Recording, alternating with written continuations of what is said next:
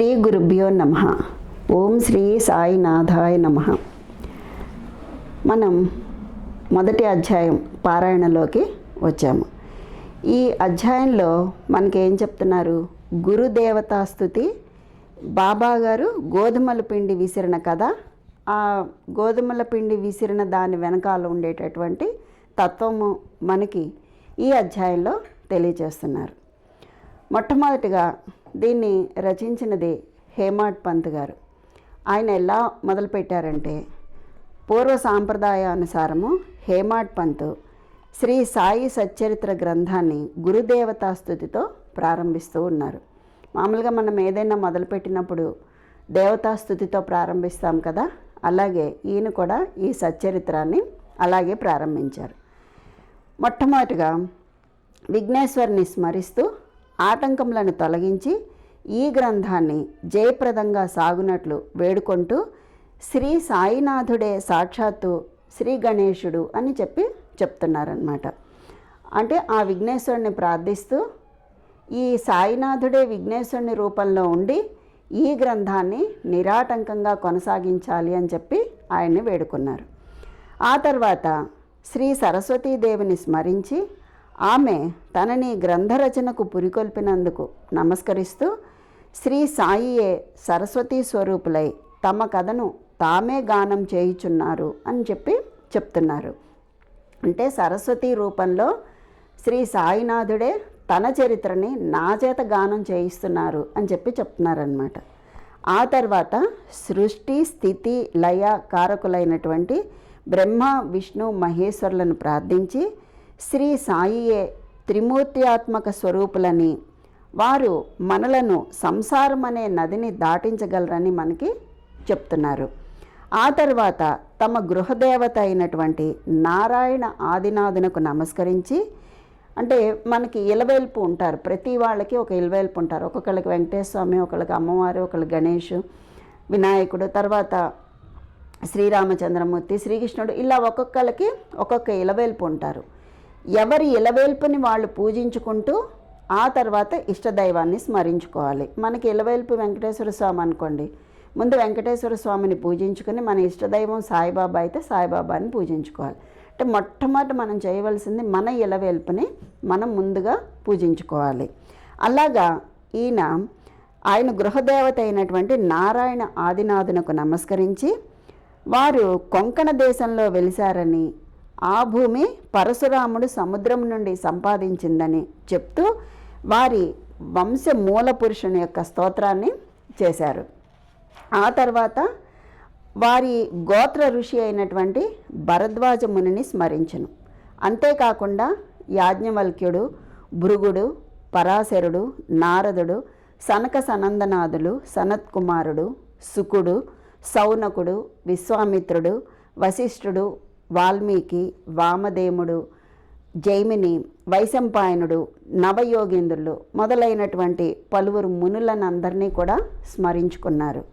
ఆ తర్వాత నివృత్తి, జ్ఞానదేవు, సోపాను, ముక్తాబాయి, జనార్దనుడు, ఏకనాథుడు, నామదేవుడు, తుకారాం, కాన్హా, నరహరి తదితర అర్వాచీన యోగీశ్వరులను కూడా ప్రార్థించను. అంటే మునీశ్వరులని, యోగీశ్వరులను కూడా ప్రార్థించారు. ఆ తర్వాత తన పితామహుడైనటువంటి సదాశివునకు, అంటే తాతగారికి, తండ్రి రఘునాథునికి, కన్న తల్లికి, చిన్నతనం నుండి పెంచి పెద్ద చేసిన మేనత్తకు, తన జ్యేష్ఠ సోదరునకు నమస్కరించుకున్నారు. ఆ తర్వాత పాఠకులకు నమస్కరించి తన గ్రంథాన్ని ఏకాగ్ర చిత్తంతో పారాయణ చేయమని ప్రార్థించారు. అంటే పాఠకులను కూడా ప్రార్థించారు. చివరిగా తన గురువు దత్తావతారము అయినటువంటి శ్రీ సాయిబాబాకు నమస్కరించి తాను వారిపై పూర్తిగా ఆధారపడి ఉన్నానని చెప్తూ ఈ ప్రపంచము మిథ్య అని, బ్రహ్మమే సత్యమనే అనుభవమును తనకు కలిగించు శక్తి వారికే కలదు అని చెప్తూ ఈ ప్రపంచంలో ఏ జీవులందు పరమాత్ముడు నివసిస్తున్నాడో వాళ్ళందరికీ కూడా నేను నమస్కరిస్తున్నాను అని నమస్కరిస్తూ పరాశరుడు, వ్యాసుడు, శాండిల్యుడు మొదలైనటువంటి వీళ్ళందరి యొక్క భక్తి మార్గాలన్నింటినీ కూడా పొగిడి వర్ణించి ఆ తర్వాత హేమాడ్ పంతు ఈ సాయి సచ్చరిత్ర కథను ఈ విధంగా చెప్పడం ప్రారంభించారు. కనుక మనం కూడా ఆ గురుదేవత స్తుతి చేసుకుంటూ, దేవతల్ని ప్రార్థించుకుంటూ, యోగీశ్వరుని మునీశ్వరుని స్మరించుకుంటూ, మన పెద్దల్ని తలుచుకుంటూ, అలాగే జగద్గురువు అయినటువంటి ఆ సాయినాథునికి నమస్కరించుకుంటూ, ఎందుకంటే గురువు అనుగ్రహం లేదే ఎంతమంది అనుగ్రహం ఉన్నా కూడా ఏమీ చేయలేం. అన్నిటికన్నా ముఖ్యంగా కావాల్సింది గురువు అనుగ్రహమే. కనుక ఆ సద్గురు సాయినాథుని యొక్క అనుగ్రహంతో హేమాడ్ పంతు ఏమైతే మనకి సాయి సచ్చరిత్రలో తెలియచేశారో మనం కూడా అలాగే ఆ సాయినాథుని అనుగ్రహంతో ఆ సచ్చరిత్ర పారాయణకి ఉపక్రమిద్దాం. ఏం చెప్పారు ఆయన? 1910వ సంవత్సరం తర్వాత ఒకరోజు ఉదయాన్న నేను షిరిడీ మసీదులో ఉన్న సాయిబాబా దర్శనానికి వెళ్ళాను. అప్పుడు జరిగినటువంటి ఒక విషయాన్ని గమనించి ఎంతో ఆశ్చర్యపోయాను. బాబా ముఖ ప్రక్షాళనం కావించుకొని గోధుమలు విసరడానికి సిద్ధంగా ఉన్నాడు. ఆయన నేలపై ఒక గోనె పరిచి దానిపై తిరగలు ఉంచారు. చేటలో కొన్ని గోధుమలు పోసుకుని కఫినీ చేతులు పైకి మణిచి, అంటే చొక్కా పొడుగ్గా ఉంటుంది కదా, ఆ చేతులు పైకి మణిచి పిడికెడు చొప్పున, అంటే గుప్పెడు చొప్పున గోధుమలు ఆ తిరగట్లో వేస్తూ విసురుతూ ఉన్నారు. అది చూసి నాలో నేను, ఈ గోధుమ పిండిని బాబా ఏం చేస్తారు? ఆయన ఎందుకు గోధుమలు విసురుతూ ఉన్నారు? వారు భిక్షాటనంతో జీవిస్తూ ఉన్నవాళ్లే. ఆయనకి ఈ గోధుమ పిండితో ఏమి నిమిత్తం?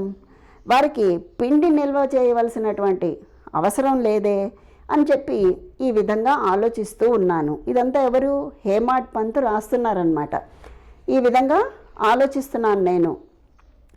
అక్కడికి వచ్చినటువంటి మరికొంతమంది కూడా ఈయన ఎలా అయితే అనుకుని ఆశ్చర్యపోతున్నాడో అక్కడికి వచ్చిన వాళ్ళు కూడా అలాగే ఆశ్చర్యపోతున్నారట. కానీ మాలో ఎవ్వరికీ కూడా బాబాను ప్రశ్నించడానికి ధైర్యం చాలకుండాను. ఈ సంగతి వెంటనే గ్రామంలో వ్యాపించింది. ఆబాల గోపాలము ఈ వింత చర్యను చూడడానికి బాబా వద్ద గుమిగూడసాగారు. అందులో 4 స్త్రీలు ఎలాగో సాహసించి ఆ మసీదు మెట్లెక్కి బాబాను పక్కకి జరిపి వాళ్ళే విసరడం ప్రారంభించారు. ఆ విధంగా వాళ్ళు తిరగల పిడిని చేత పట్టుకొని బాబా లీలలను పాడుతూ విసరడం మొదలుపెట్టారు. ఈ చర్యలను చూసి బాబాకు కోపం వచ్చింది. అంటే ఆయన్ని పక్కకి తొలగించి వీళ్ళు చేయి పట్టుకుని విసురుతున్నారు కదా, దాంతో ఆయనకి కోపం వచ్చిందనమాట.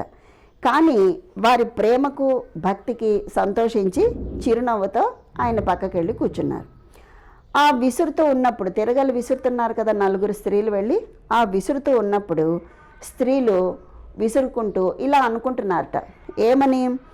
బాబాకు ఇల్లు పిల్లలు లేరు, ఆస్తిపాస్తులు లేవు, వారిపై ఆధారపడి జీవించేవాళ్ళు లేరు, ఆయనను పోషించవలసిన వాళ్ళు ఎవరూ లేరు, ఆయన ఎవరిని పోషించక్కర్లేదు, వారు భిక్షాటనంచే జీవిస్తూ ఉన్నారు. కనుక వాళ్ళకి, అంటే సాయిబాబాకి రొట్టె చేసుకోవడానికి గోధుమ పిండితో నిమిత్తం లేదు, అంటే అవసరం లేదు. అటువంటి పరిస్థితుల్లో బాబాకు గోధుమ పిండితో ఏం పని? ఎందుకు విసురుతున్నారు? బాబా మిగుల దయార్థ హృదయుడు అవుటచే మనకి ఈ పిండిని పంచిపెడతాడు కాబోలు అని ఈ విధంగా అనుకుంటూ ఉన్నారు.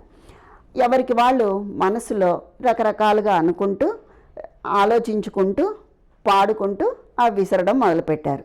అలా విసురుతూ, అంటే సాయిబాబా యొక్క లీలల్ని పాడుకుంటూ, ఆయన గురించి ఇలా అనుకుంటూ దాన్ని విసరడం ముగించారు. ఆ గోధుమల్ని ముగించిన తర్వాత ఆ పిండిని 4 భాగాలు చేసి, 4 కదా వెళ్ళి చేశారు, 4 భాగాలు చేసి ఒక్కొక్కళ్ళు ఒక్కొక్క భాగాన్ని తీసుకుంటున్నారు. అంతవరకు శాంతంగా ఇదంతా గమనిస్తున్నటువంటి బాబాగారు లేచి కోపంతో వాళ్ళని తిడుతూ ఈ విధంగా మాట్లాడారు. ఎందుకని? ఒక్కొక్కసారి పిచ్చి పిచ్చిగా ప్రవర్తించారు బాబాగారు, గట్టిగా నవ్వారు, గట్టిగా తిట్టారు, ఇట్లా అంటారు కదా. ఇదంతా ఇటువంటి చేష్టలు ఎప్పుడైతే చేశారో అప్పుడు ఆయన చేసినటువంటి లీల మనకి ద్యోతకం అవుతుందన్నమాట. ఏదైనా ఒక లీల చేస్తున్నప్పుడే వారు యోగీశ్వరులు అటువంటి వాళ్ళు అలా ప్రవర్తిస్తారనమాట. సరే, ఎందుకు ఆయన తిడుతున్నారు? ఏమని తిట్టారంటే, ఓ వంతలారా, మీకు పిచ్చి పట్టిందా ఏమి? ఎవరబ్బ సొమ్మని లూటీ చేస్తున్నారు? ఏ కారణం చేత పిండిని తీసుకెళ్ళడానికి ప్రయత్నిస్తున్నారు? సరే, ఈ విధంగా చేయండి. ఎలాగూ తీసుకున్నారు కదా, మీరు నలుగురు ఆ పిండిని తీసుకుని నేను చెప్పినట్టు చేయండి అన్నాడు. ఏం చేయమని చెప్పారు? ఆ పిండిని తీసుకొని పోయి గ్రామపు సరిహద్దుల పైన చల్లండి.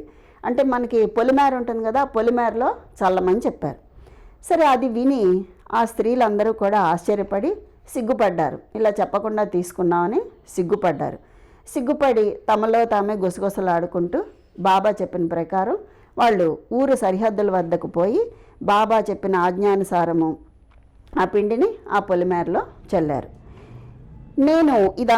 నేను అంటే ఇక్కడ హేమాడ్ పంత్ అదంతా చూసి షిరిడీ ప్రజలను బాబా చర్యలను గురించి ప్రశ్నించాను.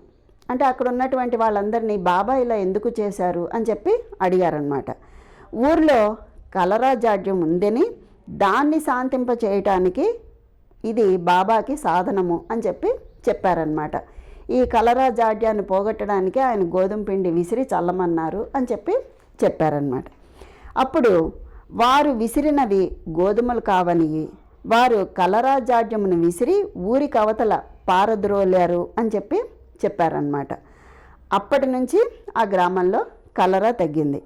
గ్రామంలోని ప్రజలందరూ కూడా ఎంతో ఆనందించారు. ఇదంతా విన్నటువంటి నాకు ఎంతో సంతోషం కలిగింది. దీని గూఢార్థం తెలుసుకోవాలని నాకు కుతూహలం కలిగింది. ఇక్కడ నాకు అంటే హేమాడ్ పంత్కి. గోధుమ పిండికి కలరా జాడ్యానికి సంబంధం ఏంటి? అంటే కలరా ఎలా పోతుంది గోధుమ పిండి విసిరితే?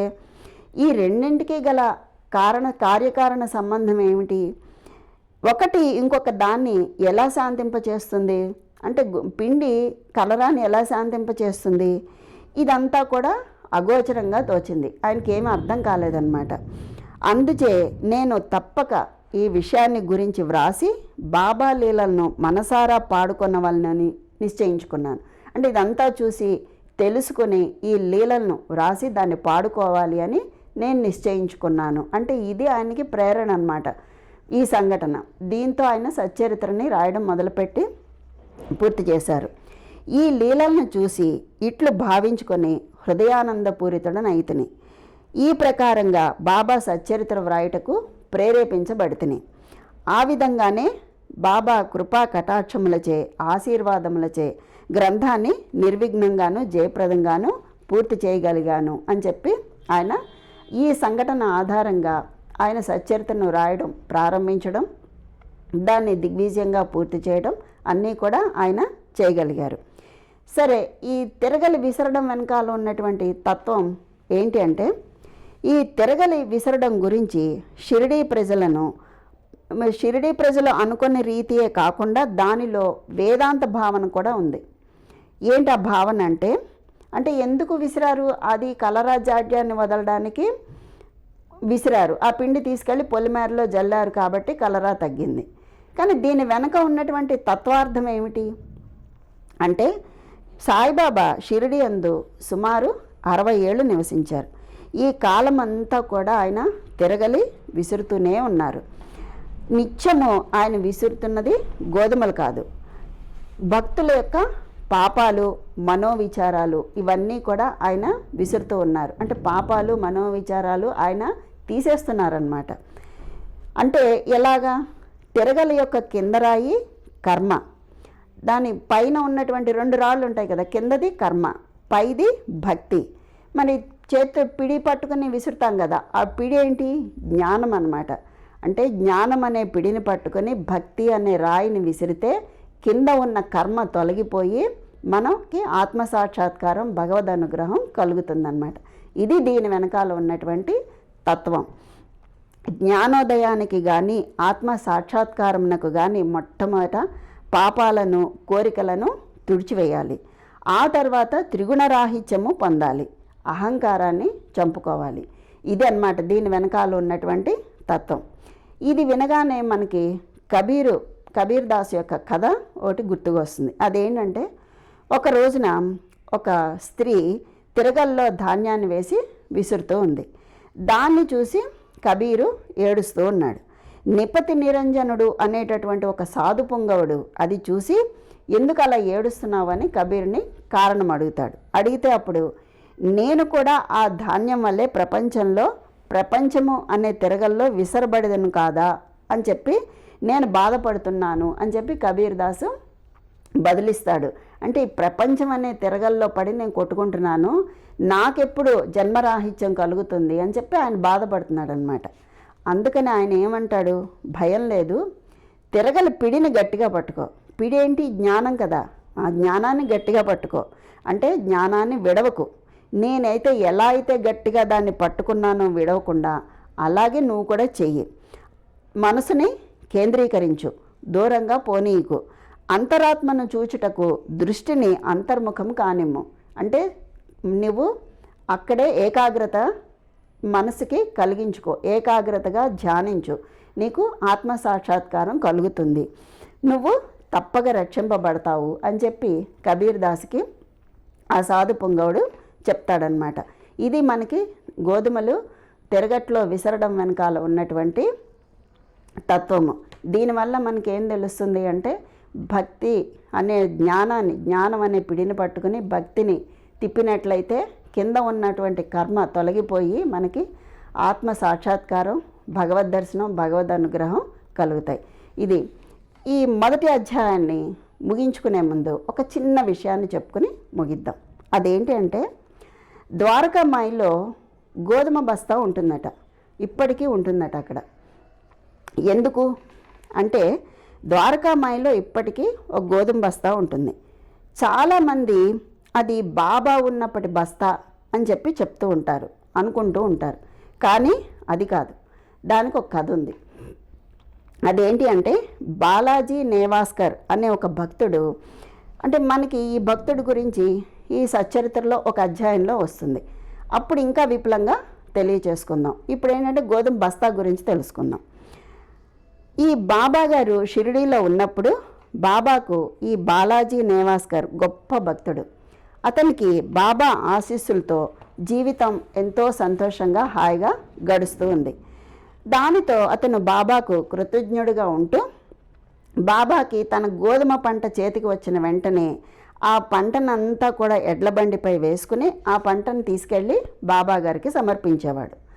అప్పుడు బాబాగారు అతన్ని ఆశీర్వదించి ఒక బస్తా మాత్రం తన దగ్గర ఉంచుకొని మిగిలినవి అతనికి తిరిగి ఇచ్చేసేవాడు. బాబా అతని భక్తికి అంటే అంతటి గొప్ప స్థానం ఇచ్చారు. ఎందుకని అతని యొక్క గొప్ప భక్తికి అంత గొప్ప స్థానాన్ని బాబాగారు ఇచ్చారు. అందువల్లే ఇప్పటికీ కూడా ద్వారకామాయిలో గోధుమ బస్తా అక్కడ ఉంటుంది. ఆ బస్తాను ప్రతి సంవత్సరం శ్రీరామనవమి నాడు తీసి మరొక బస్తాను ఆ స్థానంలో ఉంచడం మనకి ఆనవాయితీగా వస్తూ ఉంది.